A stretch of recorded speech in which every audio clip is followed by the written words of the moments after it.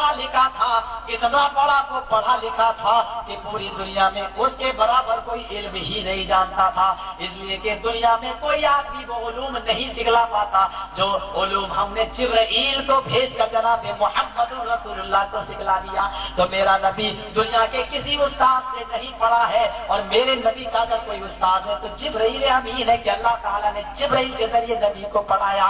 अगर दुनिया का उस्ताद नबी को पढ़ाता तो मेरे भाइयों नबी को एक चीज मालूम होती, लेकिन जिब्राइल अमीन ने पढ़ाया जब अल्लाह के नबी को, तो अल्लाह के नबी को साइंस भी मालूम थी, अल्लाह के नबी को बाद में आने वाले हालात भी मालूम थे। अल्लाह के नबी को किसने पढ़ाया? आवाज समझ में आ रही है ना इसकी? जिब्रील ने पढ़ाया। मेरे नबी का कोई उस्ताद है तो कहता है जिब्रील है। मेरे नबी का कोई उस्ताद है तो कौन है? जिब्रील है। इसको यहीं रख। देवबंदियों ने भी कहा कि वहाबड़ो, हम तो तुमसे भी पीछे नहीं रहेंगे, तुमने जिब्रील को उस्ताद बनाया, हम तो नबी को अपना खुद ही शागिर्द बना देंगे। आइए देखिए, किताब दिखा रहा हूं। किताब का नाम अल बराहिनुल कातिया, टेबल पर मौजूद है। कोई वहाबी देवबंदी सुन रहा हो, शुबा हो, जलसे के बाद आए, किताब देख ले, बल्कि अभी आंखें देख ले तो मैं दिखाने के लिए तैयार हूं। हमारे नाज़िम जलसा नकीबे जलसा बयान कर चुके, ऐलान कर चुके। आधे घंटे का सवाल है जो आपका मौका दिया जाएगा, जिसको जो पूछना है पूछ ले। कल ये मत करना गीबत वाले काम, तो ये तो गलत बोला था, वो गलत बोला था।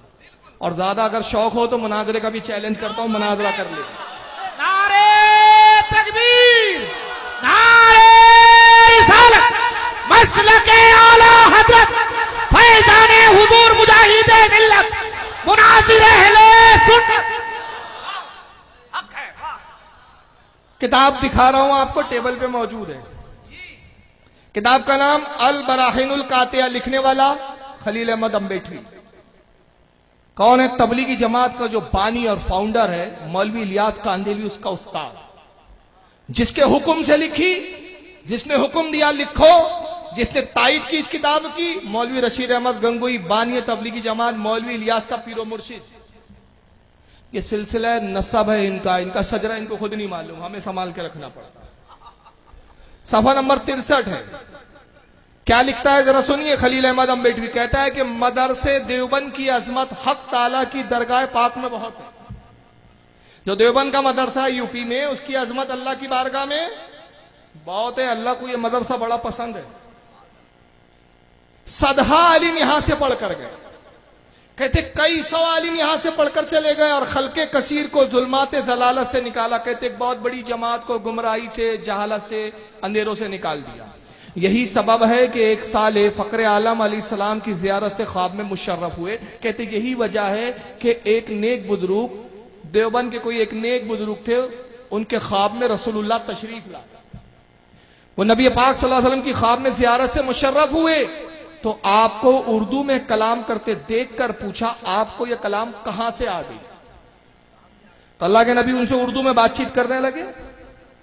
उर्दू में बातचीत शुरू हुई तो उन्होंने कहा, या रसूलल्लाह आपको ये उर्दू कहां से आ गई? आप तो अरबी है, आप तो अरब के रहने वाले, अरबी बोला करते थे, आप उर्दू कैसे बोलने लग गए?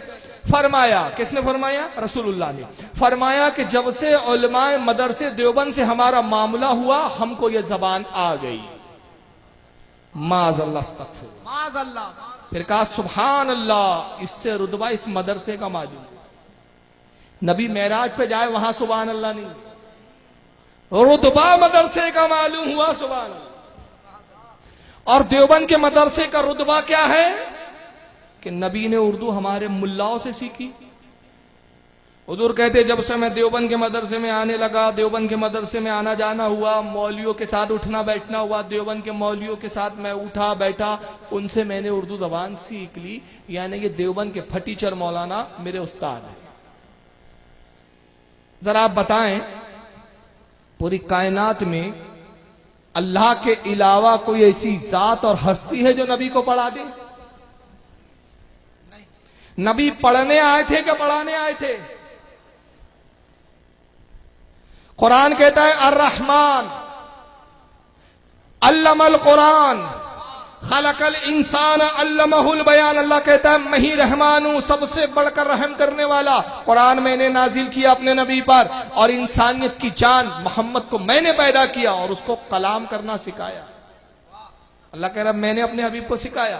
देवबंदी बोलते सब सिखाया, उर्दू नहीं सिखाया था, उर्दू हमने सिखाई।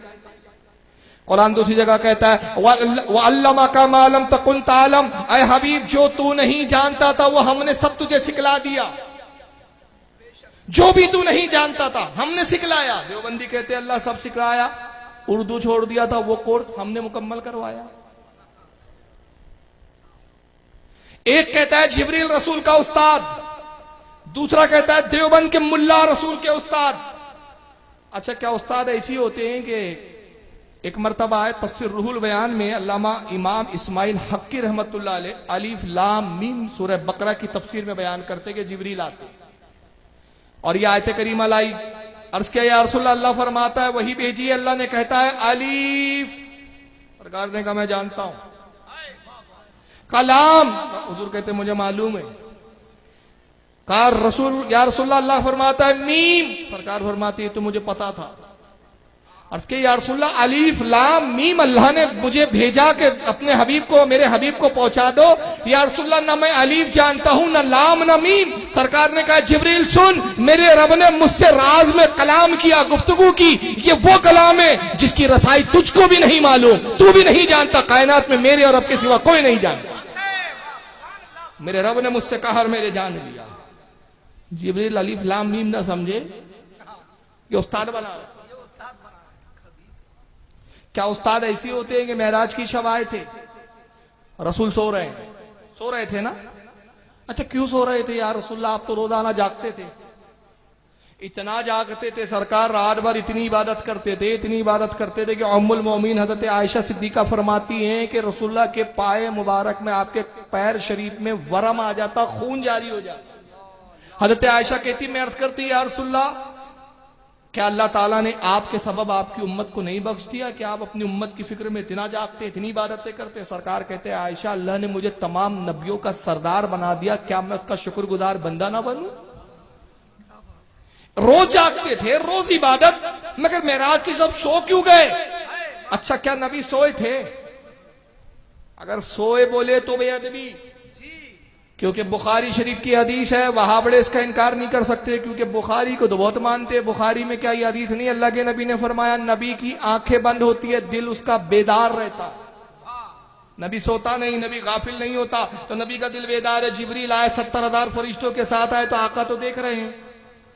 जिब्रील आए हैं फरिश्तों के साथ है तो आका ने उठना था, कहना था जिब्रील कैसे आना हुआ, तब भी आंखें बंद की क्योंकि नबी को इल्म गैब दिया गया। आका ने हिकमत इख्तियार की, जानते थे आने वाले जमाने में ऐसे लोग आएंगे जो जिब्रील को मेरा उस्ताद कहेंगे।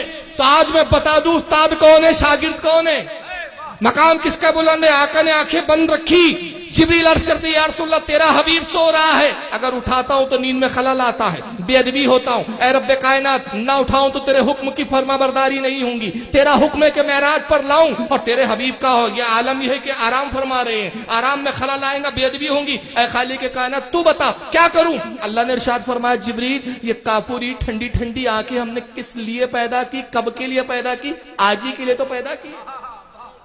अपनी इन आंखों को हमारे नबी के तलवे पे मस कर।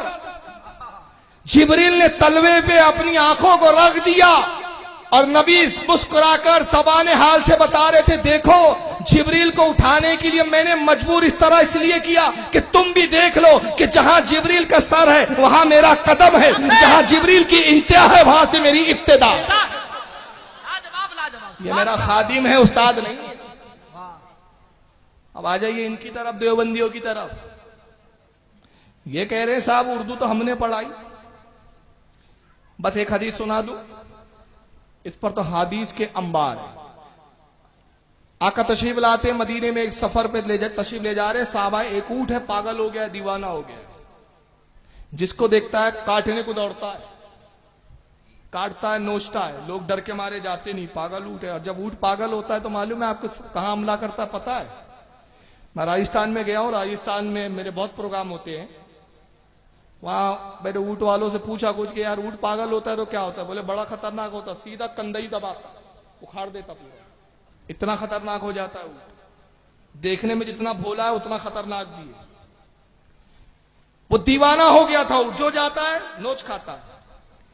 अल्लाह के नबी उस ऊँट की तरफ बढ़े, साहबा ने अर्ज किया रसूलल्लाह ना जाए, वो पागल है सरकार, जिसको देखता काटने को दौड़ता है। आका ने फरमाया दुनिया की हर मखलूक मुझे पहचानती है कि मैं अल्लाह का नबी हूं, सिवाय शरीर इंसानों के और शरीर जिन्नातों के, कि वो मेरा इनकार करते। सरकार गए, ऊँट की पेशानी पे आपने अपना दस्ते मुबारक रखा, अपना हाथ शरीफ रखा, मोहब्बत से फैलाया। ऊँट ने सर झुकाया, सरकार की नालें चाटने लगा, फरमाबरदार हुआ। फिर अपने मुंह को उठाया, ऊँट ने हुजूर के कान के करीब लाया, कुछ आवाज निकाली, ऊँट ने कुछ आवाजें निकाली। सरकार मुस्कुराया, कहा इस ऊँट का मालिक कौन है? एक साहब आगे बढ़े, सरकार मैं हूं इस ऊँट का मालिक। कहा जानते हो क्या कहता है? ये तेरी शिकायत कर रहा है। या रसूलल्लाह ये क्या कह रहा है? कहता है कि या रसूलल्लाह मैं पागल नहीं हूं, मैं दीवाना नहीं हूं, मैं मजनू नहीं हूं। अल्लाह के नबी जब मैं जवान था इन्होंने मुझ पर बोझ लादे, मुझसे मेहनतें करवाई, मशक्कतें करवाई, मुझसे खूब काम लिया, और जब मैं बूढ़ा हो गया हूं तो मुझे काट कर खाने की फिक्र में है। तो आका मैंने अपनी जान बचाने के लिए पागलपन का सोंग रचा रखा है। क्या ये ऊँट सही कह रहा है? वो साहबी अर्ज करते या रसूलल्लाह इसने सही कहा, ये बूढ़ा हो गया है, वजन इस पर ला दो तो हाफता, पैर इसके कपकपाने लगते हैं। तो मेरा बेटा कुछ रोज पहले मुझसे कह रहा था कि बाबा जान अब ये किसी काम का नहीं है, इसको ज़बा कीजिए, काट पीट के इसका गोश्त खा पी के साफ कर दीजिए। बस जैसी हमारी गुफ्तगू उसी दिन से इसने हमें काटना शुरू कर दिया, हमने इसको छोड़ दिया। सरकार ने कहा कि मेरे साहबी ये ऊँट जीना चाहता है, जिंदगी को पसंद करता है, तो इसके लिए कुछ रकम मुझसे ले ले, ये ऊँट मुझे दे दे। कहा या रसूलल्लाह ये हमारे काम का वैसे भी नहीं है, सरकार आप इसको तोहफतन कबूल फरमा। आका ने ऊँट को कबूल किया, लगाम पकड़ी। बड़े तारीखी जुमले कहे, इख्तियार मुस्तफा भी देखते चले। कहा ऊँट जा, मैंने तुझे आजाद किया, अब जंगल में जा, जो खाना है खा, जो चरना है चर, तुझे कोई दरिंदा और जानवर नुकसान नहीं पहुंचाएगा, इसलिए कि तुझे मुस्तफा ने आजाद किया है। गोया नबी ने बताया जिसको मैं आजाद कर दूं उसको दरिंदे भी पहचानते हैं, मगर ये कैसा दरिंदा है जो मुझे नहीं पहचानता? ये कैसा दरिंदा?